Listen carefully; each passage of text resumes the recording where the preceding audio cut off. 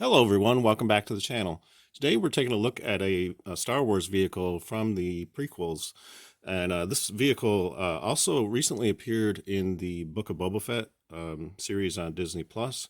So I thought it a good idea to sort of go over this ship and do a little bit of background about this.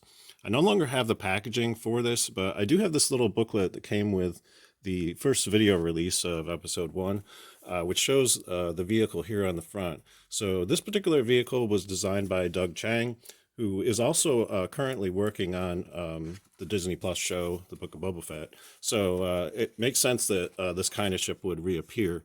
And inside here, you can see one of his illustrations where it depicts this Naboo Starfighter. And in this original design, it had sort of this extra feature on top. That was eventually eliminated, and certain other designs were changed. But you can see down here, you can see Doug Chiang is credited for this illustration, and also for the basic design of the ship. So I'm sure there were other people involved, but basically his hands are all over the design aesthetic. They also consulted with George Lucas quite a bit because the initial thoughts for designing ships for Episode 1 were going to be sort of a kind of used condition kind of thing. But George was like, well, for the Naboo, because it's sort of like an elegant sort of society and so forth, they went with a much more clean kind of look for the design of the spaceships. So, and as you can see in the cockpit of this one, basically I have my Anakin Skywalker, because this is the particular version of the ship that he flew during that battle over Naboo. Now, this ship is in kind of beat up condition. As you can see, there's a lot of paint wear right on the front of this. And this happened because I was storing it incorrectly. I had it stood on its nose for quite a few years, and that caused this silver paint to kind of wear off.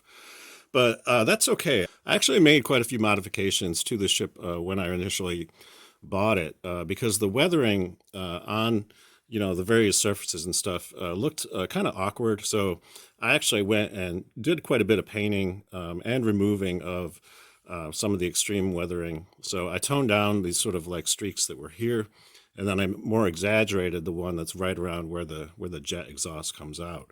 So I've actually done quite a bit of modifying on this.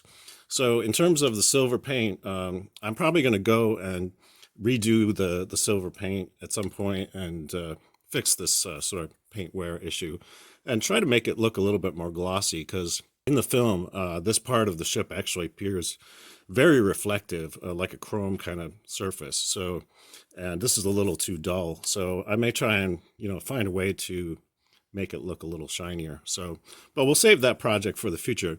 The good news about this ship is that the electronics still work, because this does have electronic sound effects. And you activate those by pressing these two little buttons here on the back. So one of these is the sound of the engines.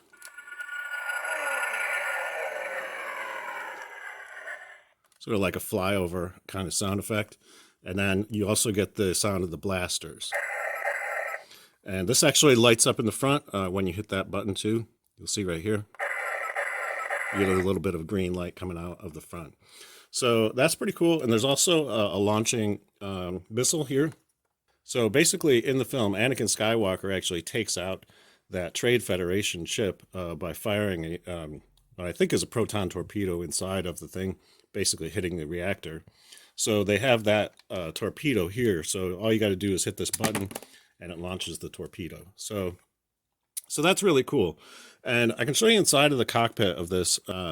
The Anakin Skywalker Naboo kind of fighter version came with this extra piece that you can actually stick on here. This didn't actually come with the ship, so it was sold with that particular action figure. So, and that part is removable too. So, and I want to show you how certain other figures can fit in the cockpit of this. This is what the Anakin Skywalker figure looks like.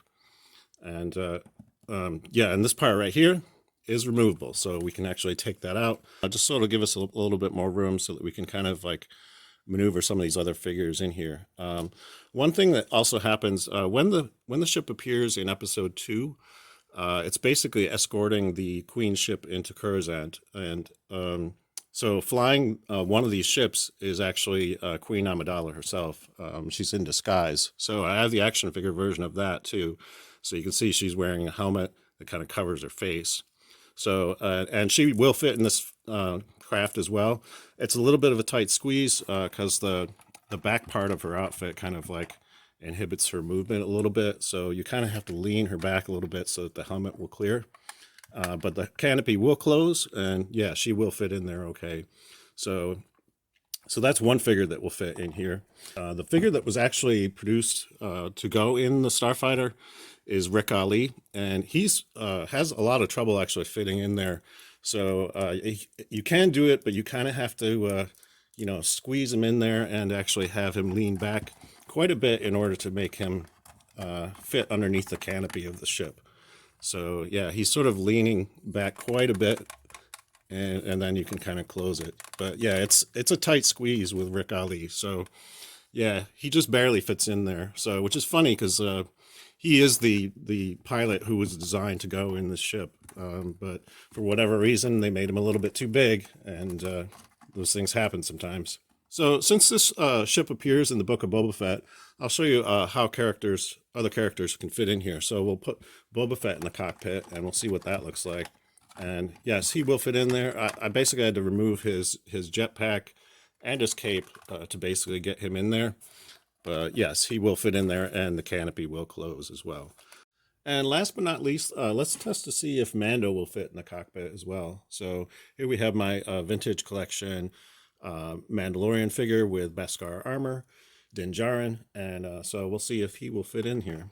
So let's just put him in there, get him down in there far enough. And yes, let's close the cockpit.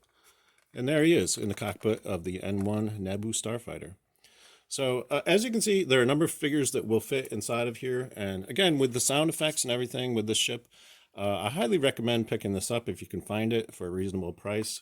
Yeah, I really like it. And once again, this is what the sounds sound like.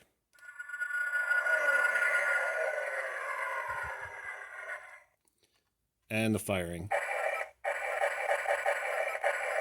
So yeah, really cool ship. Very excited to have it in my collection.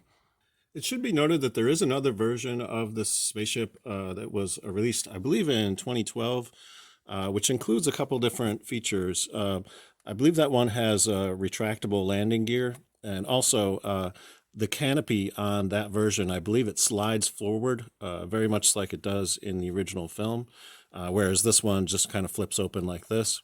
So there are some extra features in that one. I believe the R2-D2 astromech droid is actually removable in that version as well. So whereas on this version, this is just a permanently attached head of R2-D2. You can't remove the R2 unit from the ship, whereas in the later release you can. So that's kind of an interesting difference between the two versions of the ship.